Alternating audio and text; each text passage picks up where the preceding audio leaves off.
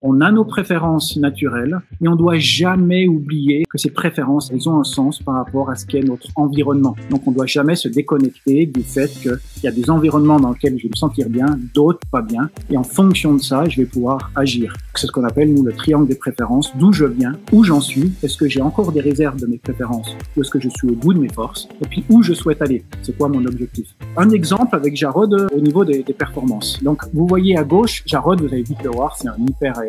Il y a 2 ans, Jarod, on lui demande de faire un squat et il fait ça. Il dirait quasiment quelqu'un qui a un handicap moteur quand vous le voyez comme ça. On avance, 1 an après, vous avez ça quand il fait son squat. Actuellement, vous avez ça. Il y a 270 kilos sur le dos. Donc c'est un aérien qui se blessait à être tellement dans l'aérien qu'il a fallu l'entraîner plutôt dans un schéma terrien. Ça fait 2 ans qu'on ne fait quasiment que du terrien. C'est un spécialiste saut en longueur, c'est déjà quasiment 8 mètres. En l'entraînant en terrien, on lui a permis d'éviter de se blesser et puis il continue d'être très performant. Regardez bien sa technique de saut. Là, il y a un vice-champion d'Europe. Normalement, quand vous faites un saut en longueur, on vous demande de venir impulser tel qu'il va le faire, aller vers l'avant et puis après terminer votre saut. Ça veut dire quoi terminer votre saut? Ça veut dire balancer vos pieds devant et puis vous asseoir à l'endroit où vous avez vos pieds.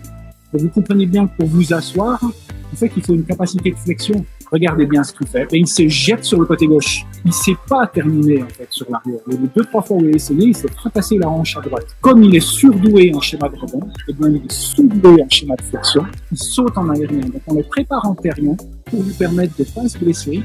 Et en revanche, sa technique chez lui reste une technique aérienne. Vous avez Jonathan Edwards au triple saut qui faisait ça. C'était aussi un aérien plus. Comme c'est des gens qui ne savent pas dealer avec l'espace arrière, ben ils essaient même de se projeter complètement sur l'avant pour établir leur équilibre. Ils font l'inverse de ce qui, en soi, serait particulièrement efficace de faire. Mais pour eux, le plus efficace consiste à venir balancer le corps plutôt que dealer avec un espace que je connais pas et qui me ferait terminer complètement à plat, qui serait le pire du pire. Surdoué en rebond, sous-doué en flexion, c'est difficile d'avoir les deux à la fois, ce qu'on appelle des gens adaptés, donc peu adaptables. Et dans ce cas-là, trouver la meilleure solution en fonction de qui je suis.